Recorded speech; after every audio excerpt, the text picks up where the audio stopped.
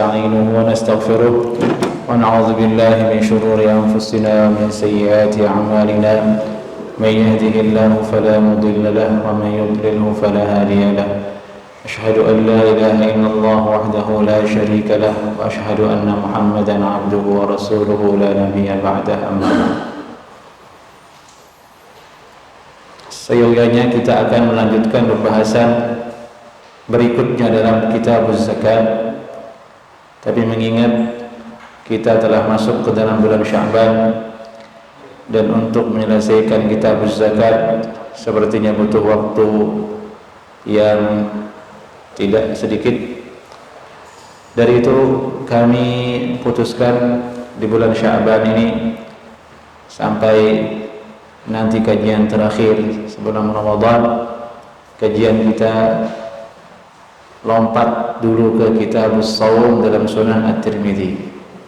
Nanti selesai Ramadan baru kita balik kembali ke lanjutan hadis dalam bahasan kitab zakat. Kitab Shaum. Qala al-muallif rahimahullahu ta'ala kitab Shaum. Rasulullah sallallahu alaihi wasallam bab ma jaa fi fadli syahri Ramadan. Bahwa kita bisa dilihat itu hadisnya.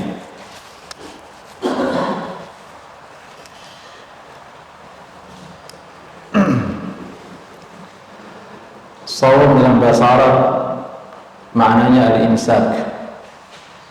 Al-imsak dalam bahasa Indonesia maksudnya menahan diri. Allah Subhanahu wa taala berfirman dalam Al-Qur'an, "Inni nadartu lir-Rahmani shauma."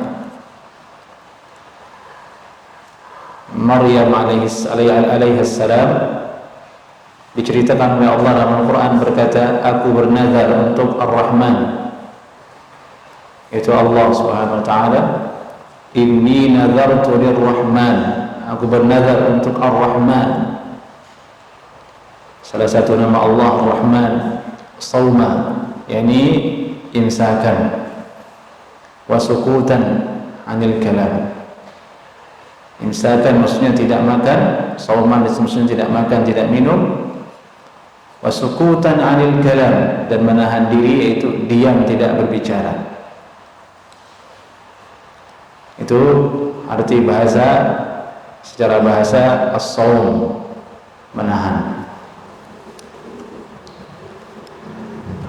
Berarti makna shaum itu luas secara bahasa ini.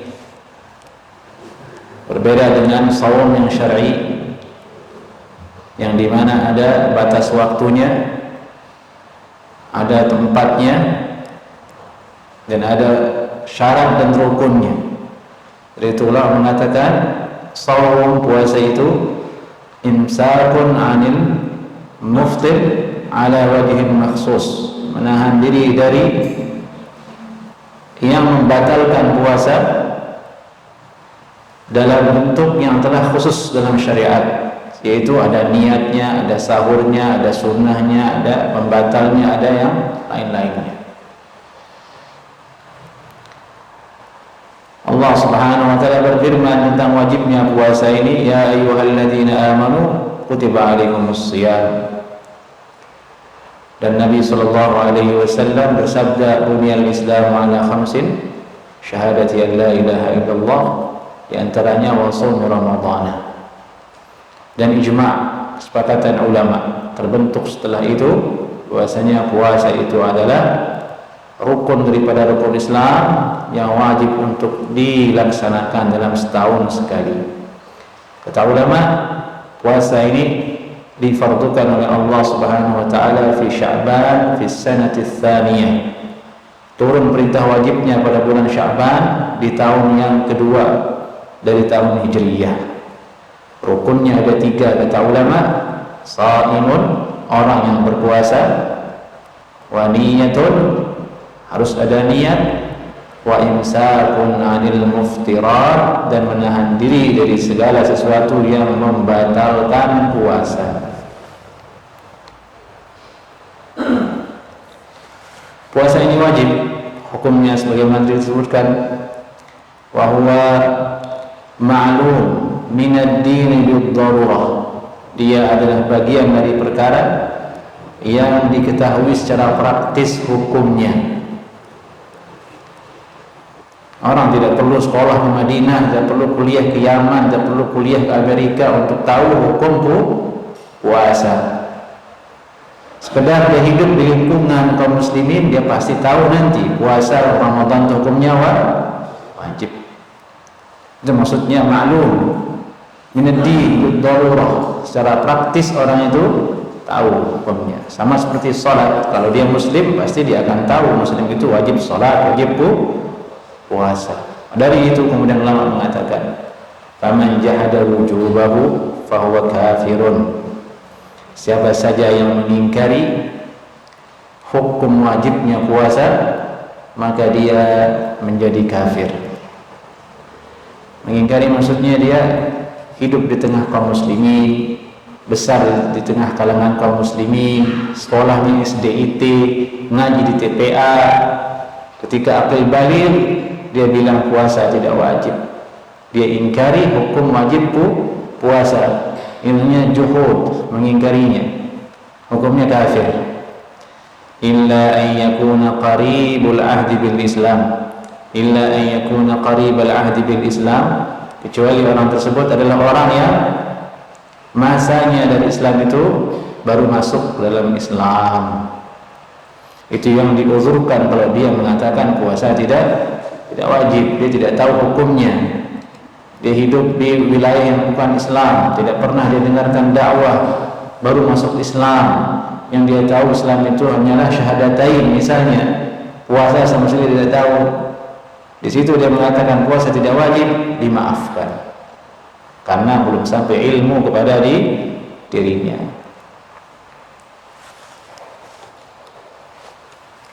Aw nasha'a ba'idan 'anil ulama, atau dia adalah orang yang tumbuh, orang yang besar di daerah yang tidak ada ulama di situ yang menerangkan hukum puasa. Maka ketika seseorang ini jatuh dalam keyakinan puasa tidak wajib, maka tidak menjadi kafir. Dan ini adalah salah satu poin yang diambil oleh ulama dalam semua masalah pengkafiran. Tidak mudah orang mengkafirkan.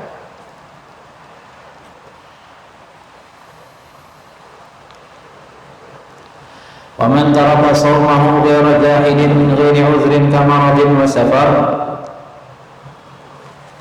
Siapa saja yang tidak puasa dalam keadaan dia tidak mengingkari hukumnya tanpa ada uzur, dia tidak sakit, tidak safar, tapi dia tidak puasa.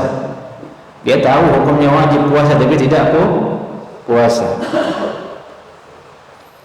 Ka'am qala, seperti misalnya dia berkata, as-shawmu wajibun alayya walakin la asum. Puasa itu memang wajib atas saya karena saya muslim, tapi saya tidak mau puasa. Ini tidak kafir dia, tapi hubis wa muni' at-ta'am asy-syarab naharan. Hukumannya dari ulil amri, dari pemerintah Islam dulu ialah dipenjara dan tidak diberi makan dan minum di siang hari supaya dia nampaknya seperti orang yang berpuasa. Itu dulu, itu keterangan dari ulama, itu keputusan para ulama atas orang-orang yang tidak mau puasa, disuruh penjarakan. Sekarang siapa yang berani amalkan ini? Tidak ada yang mengamalkan. Justru lebih berani yang tidak puasa. Kalau kita tegur, apa urusanmu begitu kan? Urus dirimu aja gitu. Nahi mungkar tidak ada. Kemungkaran lebih kuat daripada orang yang ingin meluruskan. Nanti di Ramadan kita lihat pagi-pagi penjual soto, penjual yang memancing syahwat untuk makan minum itu menjamur tetap ada. Di pekan keduanya, minggu kedua lebih menjamur lagi, sudah tidak seperti puasa. Pekan ketiga sudah. yang dibahas mudik. Nggak repot tuh. Seperti ini bentuk menegakkan syariat Islam. Kata ulama, orang yang tidak mau puasa, Muslim dia tidak mau puasa, dia nampakkan dirinya makan minum, hobis, penjarakan dia, jangan kasih makan, biar dia tahu. Seperti itulah bentuk orang puasa agar dia menghormati hari Ramadan tersebut.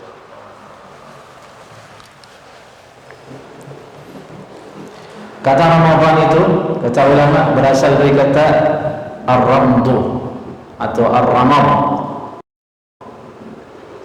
Ramad jadi Ramadan.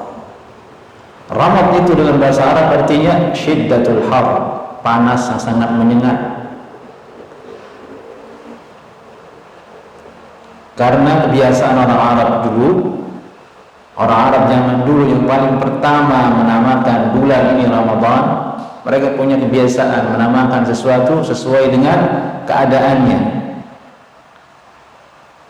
Ketika terjadi Ramadan ketika itu panas luar biasa, sehingga dinamakanlah bulan itu Ramadan. Sama seperti Rabi'. Rabi' itu artinya musim semi. Rabi'ul Awal, Rabi'ul Tsani, musim semi pertama, musim semi kedua. Itu nama bulan. Dinamakan demikian kata ulama karena orang Arab dulu menamakan sesuai dengan keadaan waktu tersebut. Nah, tapi kan waktu berubah-ubah setelahnya kan, bergeser. Namanya Ramadan pernah musim dingin juga terjadi karena bergeser di awal pertama kali dia dinamakan. Musim itu bergeser, sama seperti musim hujan. Biasanya yang ber itu musim hujan, November, terus Oktober, Desember itu musim hujan tuh, ber semuanya. Tapi kemarin sampai Februari masih hujan. November belum hujan, bergeser musim itu.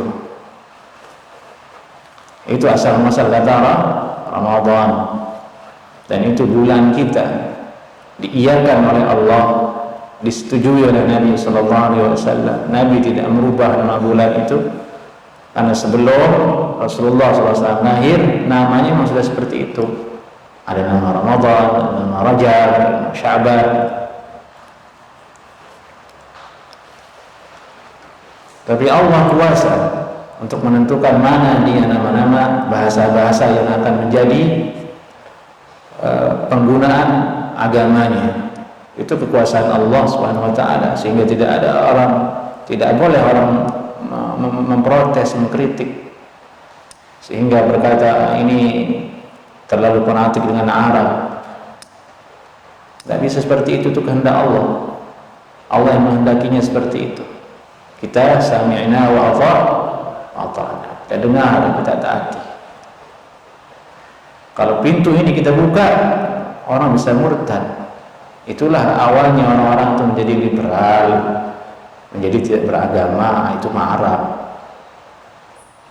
budaya Arab seperti itu. Kita juga punya, ada Kliwon, ada ini itu katanya. Ini bahaya kalau kita buka pintu itu, orang bisa jadi goyah beragama.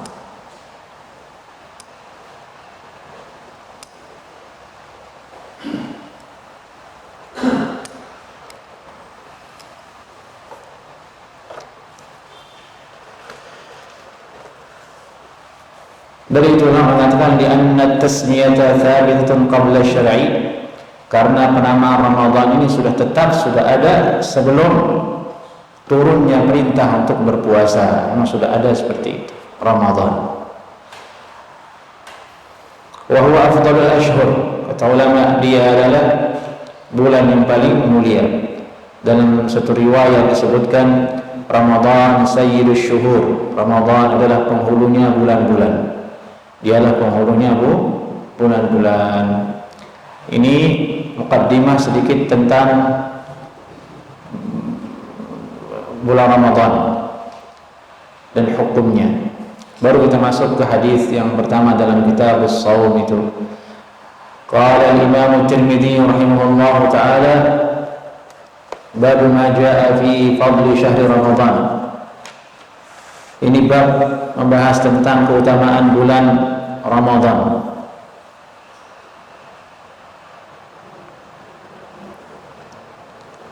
Di sini ada faedah. Fadlun itu artinya keutamaan. Fadail bahasa Arabnya. Fadilah bahasa Indonesianya. Ini fadilahnya seperti ini. Ini keutamaannya seperti ini. Fadilah, fadail itu murni datang secara tauqifiyah. Ini datang dari syariat. Tidak bisa kita buat-buat sendiri. Kapan saja syariat mengatakan tempat ini fadilah, bulan ini fadilah, sami'na wa ata'na, kita terima. Tapi kalau orang yang bicara seperti itu, bukan hadis, bukan ayat, dia mengatakan bulan ini ada keutamaan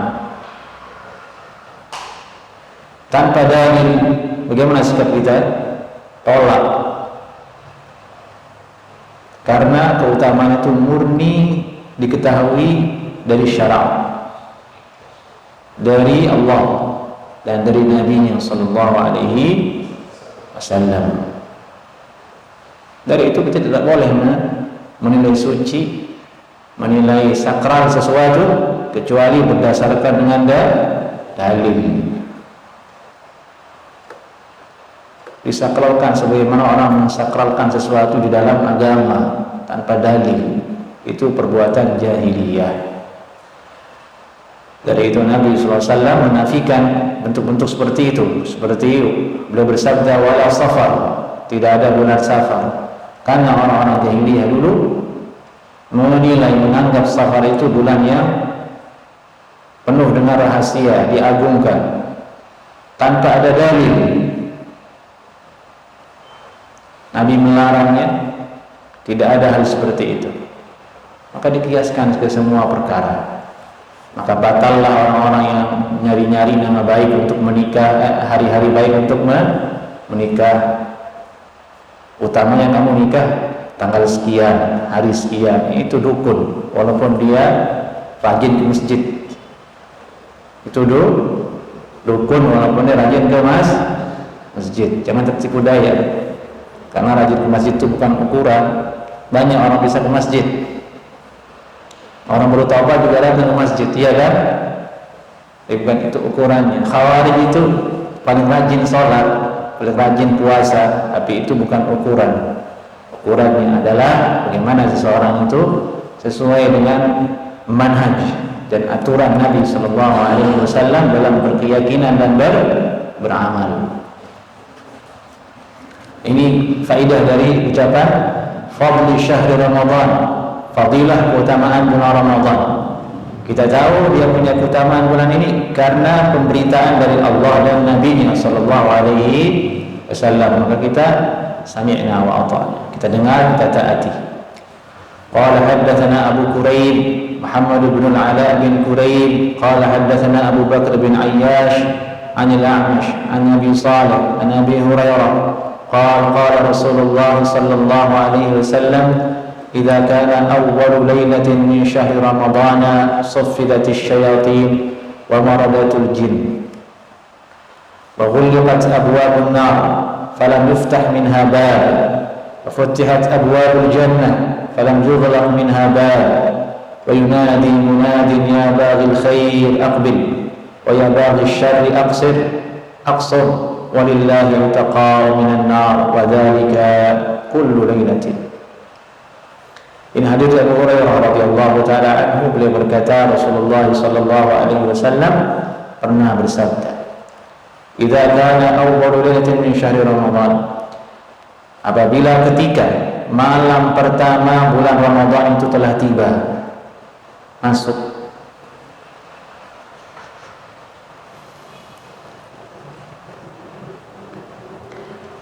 suffidati syayatin, maka setan-setan itu dibelenggu, dirantai. Wa maradatul jin,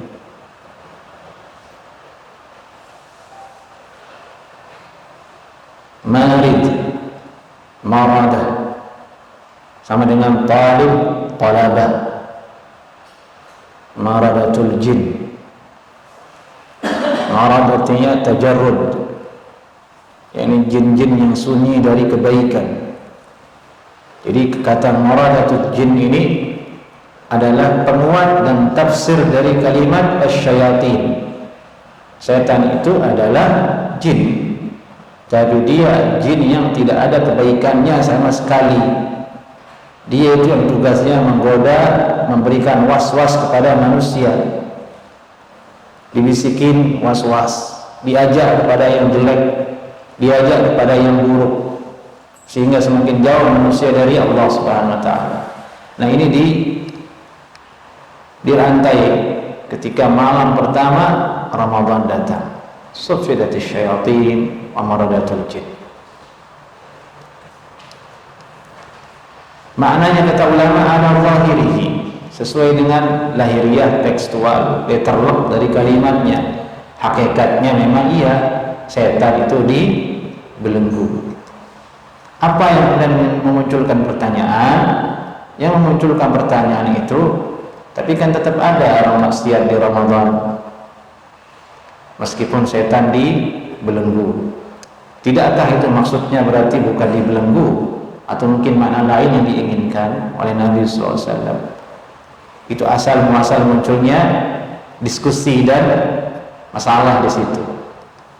Tapi asal maknanya terlek, yaitu setan dibelenggu. Nah, yang itu dijawab oleh ulama. Kenapa ada orang maksiat di siang hari Ramadan? Ada pengaruh lain yang mendorong manusia bermaksiat, yaitu hawa nafsu dirinya sendiri. Kebiasaan yang sudah lama dia bangun, dia jalankan. Tidak bisa kita salahkan setan terus. Ya, kita juga jahat sebagai manusia. Sudah terbiasa dia dengan maksiat. Masuk Ramadan, maksiat itu dianggap bukan maksiat, terus dia lakukan, meskipun setan sudah dibelenggu. Manusia itu, kata Nabi SAW, an-nasu ma'adin. Manusia itu seperti ma'adin, benda-benda yang baku, benda-benda tanah yang baku seperti emas, perak. Manusia seperti itu. Kalau memang asal usulnya itu bagus manusia, ya bagus dia, walaupun setan ada. Kalau asal usulnya dia memang sudah jelek, buruk, ya, walaupun setan dibelenggu, ya dia jelek, buruk.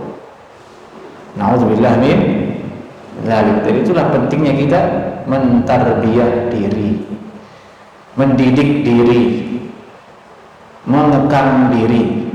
Bagaimana seseorang supaya tetap berada di atas petunjuk Allah Subhanahu wa taala.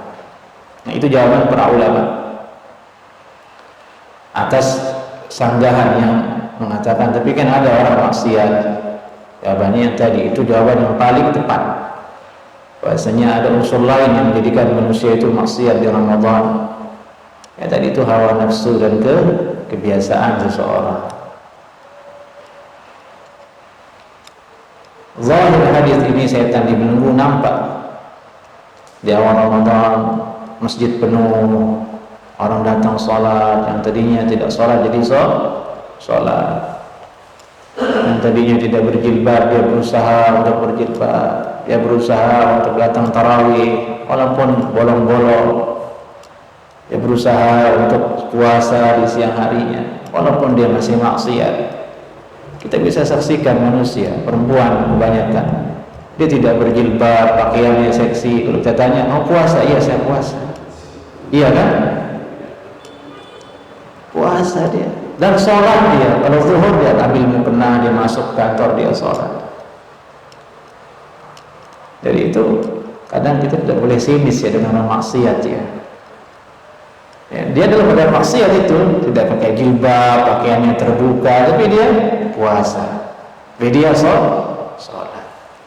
Ya kita nggak tahu mampu dia bagaimana. Seperti itu. Kemudian Nabi bersabda, wa ghulqat abwabun nar, dan pintu-pintu neraka itu ditutup. Falam yuftah minha bab, tidak ada satu pintu pun yang dibuka. Aman, dia bulan aman dari siksa. Afutihat abwabul jannah, yang dibuka oleh Allah adalah pintu kedamaian, pintu surga, pintu nikmat. Falam yughlaq minha bab, tidak ada yang ditutup satupun pintu surga itu, terbuka semuanya.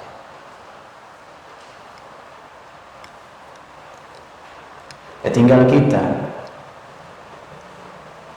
Masa iya kita mau ketuk pintu neraka yang sudah ditutup di siang hari Ramadan, terus kita lari di pintu surga yang telah dibuka?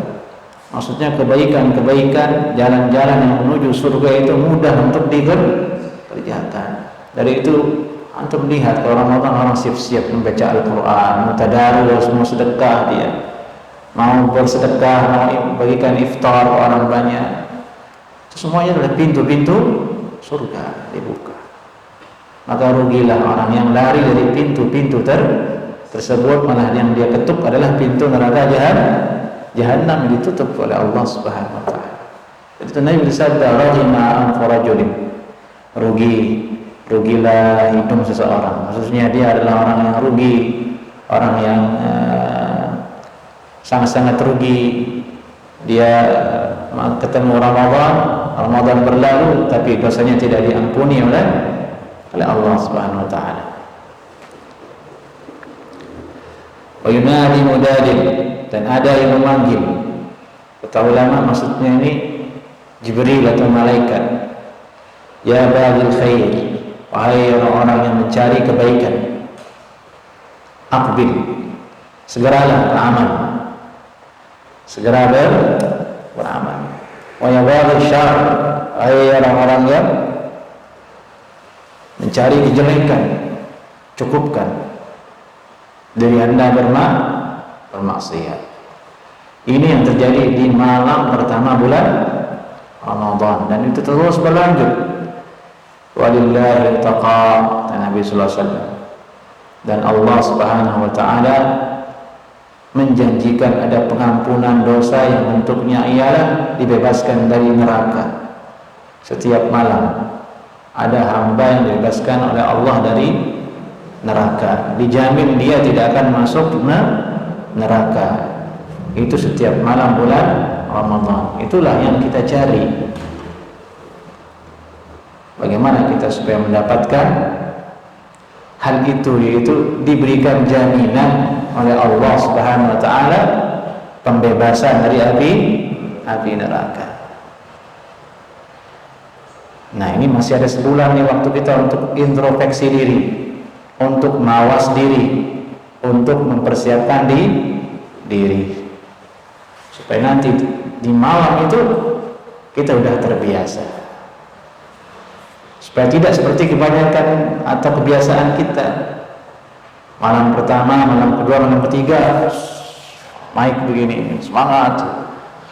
Malam kelima, minggu kedua, terus minggu keempat udah mudik, udah itu mudik, THR, mudik, belanja, tidak ada itu. Itu karena tidak dipersiapkan. Jadi nggak ada gunanya kita ngitung hari Ramadan, kita hitung-hitung 100 hari lagi Ramadan, 40 hari lagi Ramadan, dihitung. Pas ketemu Ramadan nggak ngapa-ngapain, kan malu. Tapi jangan-jangan kita menghitung itu hanya karena kangen takjil aja, itu gorengan sama sambalnya. Jangan-jangan kita hitung Ramadan itu kita hanya kangen dengan bukber sama kawan-kawan, kan gitu. Kangen libur panjang. Ramadan libur panjang kan? Berapa hari? Seminggu biasanya. Masuk cuma 10 hari libur panjang. Barangkali itu yang kita cari. Nah, semoga tidak seperti itu. Nah, inilah momennya kita latih diri kita, persiapkan diri dari kita, karena jiwa kita ini ya memang harus dilatih. Tidak dilatih dia tidak akan bisa menjadi hamba yang istiqamah, jadi hamba yang taat kepada Allah Subhanahu wa taala.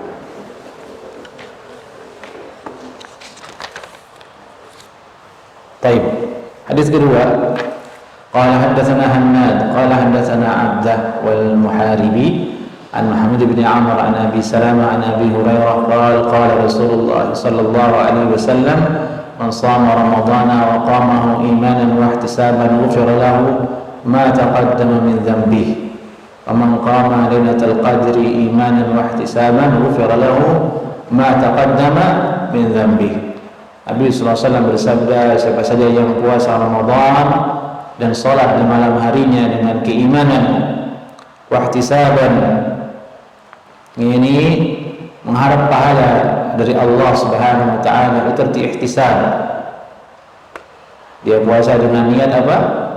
Mengharap pahala dari Allah karena keimanan kepada Allah. Itu yang apa? Keutamaannya ghufira lahu, diampunkan oleh Allah ma taqaddama min dzambih, apa-apa yang telah lalu dari dosa-dosanya. Wa man qama lailatul qadri, dan siapa saja yang salat di malam Lailatul Qadar karena iman kepada Allah, percaya kepada Allah, yakin kepada Allah, wahtisaban, dan mengharap pahala dari Allah Subhanahu wa taala, ghufira lahu ma taqaddama min dzambih, Allah akan ampuni dosa-dosa dia yang telah lalu. Ini adalah keutamaan siang Ramadan dan malam Ramadan. Siangnya kita puasa, Allah ampuni dosa kita. Malamnya kita salat, Allah ampuni dosa kita. Jadi semua amalan kita ini kalau kita pikir-pikir jamaah dari hadis-hadis yang banyak itu, tujuannya cuma satu, supaya diampuni Allah. Ya, artinya kita itu banyak dosa. Banyak dosa. Puasa utamanya supaya diampuni. Sedekah supaya diampuni. Berarti ini kita memang banyak dosa.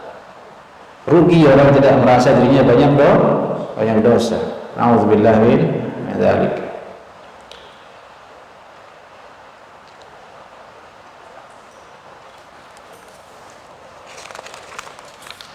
Kita lanjut ke hadis berikutnya. Babu ma jaa la taqaddamu syahra bisawm.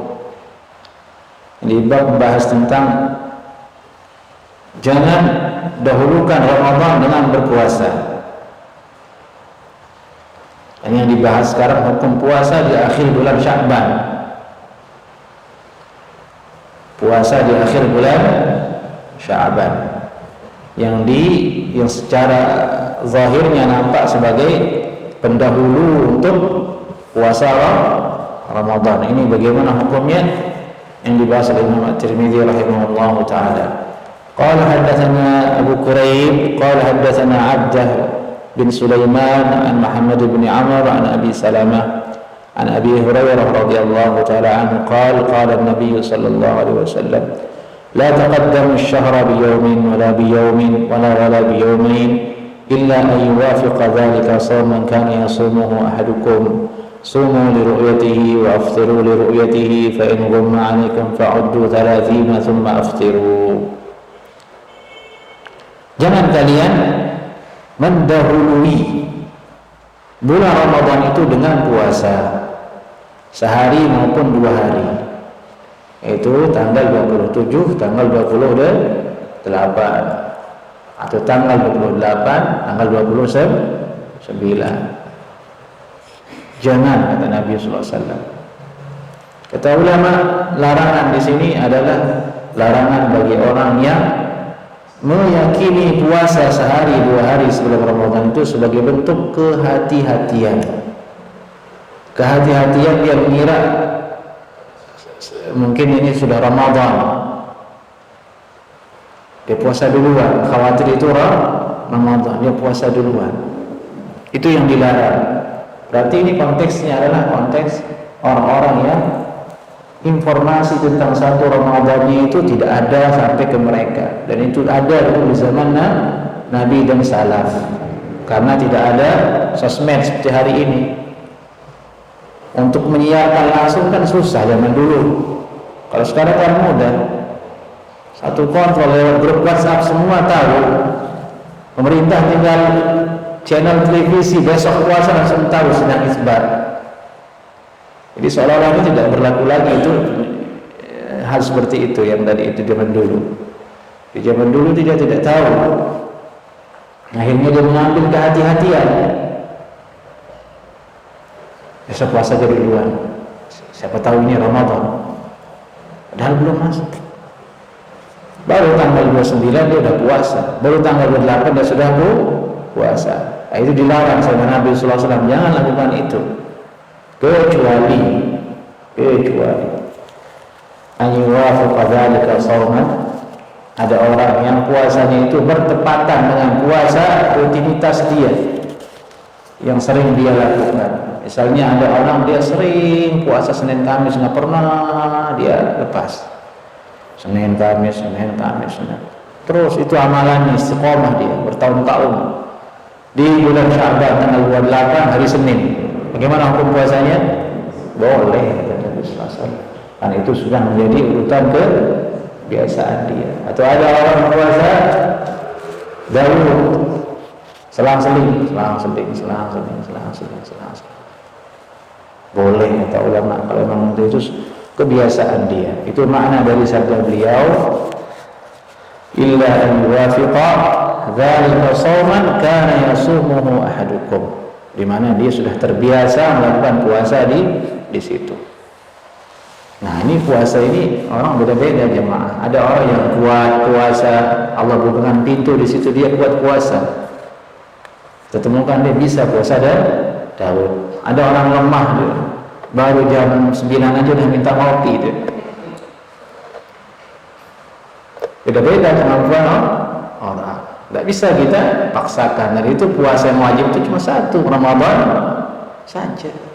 Yang lainnya sunnah. Yang mau silakan, yang tidak silakan. Maka ringan hukumnya puasa sunnah itu. Mau dibatalin boleh, terserah dia. Amirun nafsih, tergantung dia. Tapi maksudnya adalah Allah bukakan pintu kebaikan itu beda-beda. Ada orang buatnya baca Al-Quran, istiqomah. Allah bukakan dia pintu itu. Tapi suruh puasa, tidak bisa. Jam 12 sudah komprang-komprang ke dapur dan mau makan dia. Ada orang yang Allah bukakan dia pintu itu rajin tahajud itu. Orang-orang dia bisa bangun, tidak masalah saya. Disuruh baca Quran, nggak bisa.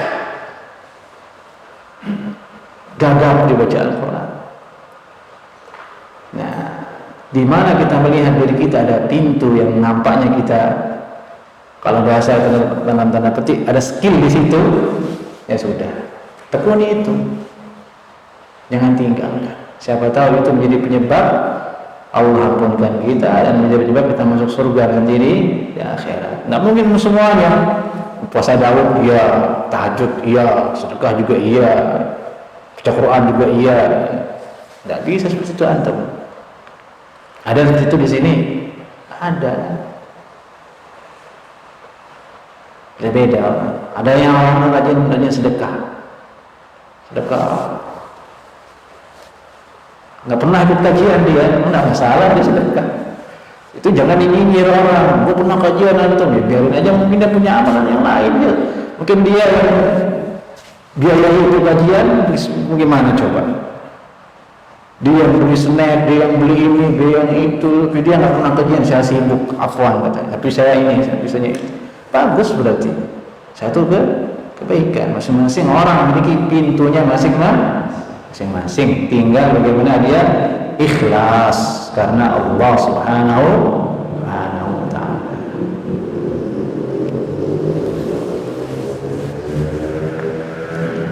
Kemudian bersabda sumu li ru'yatihi,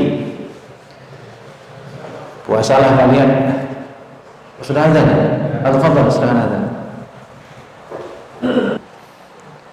Kemudian Nabi SAW bersabda, sumu li ru'yatihi, berpuasalah kalian berdasarkan dengan ru'yah hilal. Oleh karena itu ulama mengambil dalil dari hadis ini, syarat wajib puasa itu ialah sudah masuknya bulan Ramadan dengan cara melihat hilal. Banyak ulama, bahkan dinukil ijma' yang menjadi pertimbangan untuk masuknya Ramadan itu ialah ar-ru'yah, ru'yatul hilal, dengan mata telanjang atau dengan bantuan, namun tetap dengan dasar penglihatan mata. Maka penggunaan hisab itu dikritik tajam oleh para ulama yang ada di akhir zaman ini. Namun detailnya saya belum mengerti. Intinya hisab itu tidak direkomendasikan oleh banyak ulama. Yang menjadi penentu masuknya Ramadan itu ialah ar-ru'yah. Kalau ketemu bulannya dengan ru'yah, puasa. Faman syahida minkum asy-syahra falyasum. Siapa saja di antara kalian menyaksikan bulan, maka wajib dia puasa. Pilihan kedua, kalau tidak dilihat dengan ru'yah, tidak nampak bulan itu dengan ru'yah, di situ Nabi bersabda, fa in ghumma 'alaikum fa'uddu 30 thumma aftiru. Kalau kemudian kalian terhalang melihat bulan, maka genapkan menjadi 30. Genapkan menjadi 30 hari. Simpel itu saja itu. Adakan ru'yah. Kalau mendung tidak nampak ru'yah, ya sudah, genapkan menjadi 30. Muncul metode baru, itu hisab. Hisab ini menimbun dua metode ini. Enggak ada ru'yah, enggak ada 30. Itu akibat dengan hisab, karena belum Ramadan dia sudah tahu jadwalnya dengan perhitungan kalender yang canggih di hari ini menurut mereka. Itu ulama menolaknya. Banyak ulama menolaknya. Tapi itu bukan ranah individu kita. Kita sudah menjadi satu negara, ada pemimpin kita, ada ulil amri kita, mereka yang menentukan. Wajib kita gantungkan puasa kita dengan hasil mereka. Kapan mereka bilang besok puasa, ya sudah. Sama enak wampakna. Enak atau kita tidak susah-susah untuk ru'yah. Kalau seandainya sendiri-sendiri ru'yah, lah repot juga ini. Satu naik ke atas ini, satu pergi ke pantai, satu semuanya kan ribet kayak begitu. Syukur ada pemerintah diutus titik-titik ini, titiknya ini itu, mereka sidang isbat besok puasa. Alhamdulillah. Ini pembahasan sudah maksudnya fikih dari hadis ini sudah sangat mudah untuk dipahami dan diamalkan di hari ini dengan adanya pemerintah ulil amri yang memperhatikan kapan satu Ramadan dan kapan satu Syawal. Maka kita ucapkan terima kasih kepada mereka, pada pemerintah yang masih menghidupkan syariat tersebut.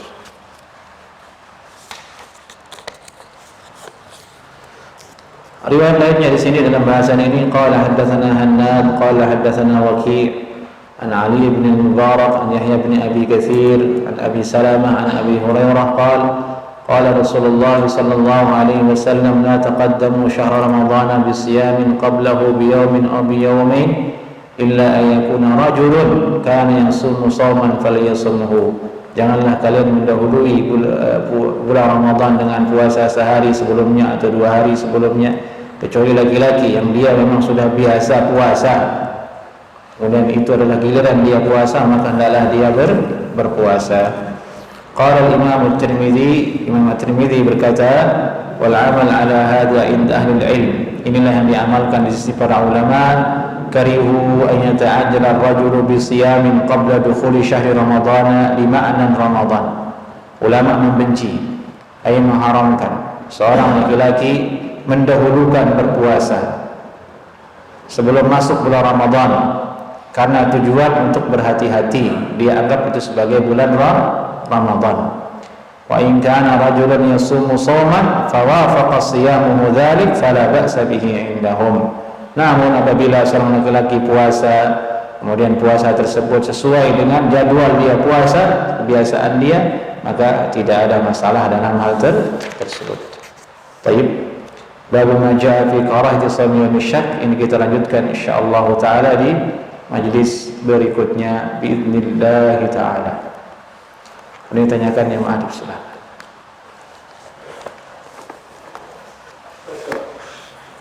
Berkaitan dengan hadis yang bahwasanya ketika malam Ramadan kita akan dibelenggu setan tadi, ada yang mengatakan bahwasanya yang dibelenggu itu ketua setan atau kemudian yang enggak. Jadi anak semuanya masih berkejar, maka saya bisa timbul di mana-mana di mana ada yang berbuat maksiat ini. Ya, itu pendapat. Ada yang mengatakan begitu, tapi tidak ada dalil yang menguatkannya. Tidak ada dalil yang menguatkannya. Maksudnya yang dibunuh itu hanya iblis saja, nggak ada. Kalimatnya syayatin, semua setan. Jadi itu pendapat yang tidak sahih. Barakallahu fiik. Assalamualaikum warahmatullahi wabarakatuh. Waalaikumsalam.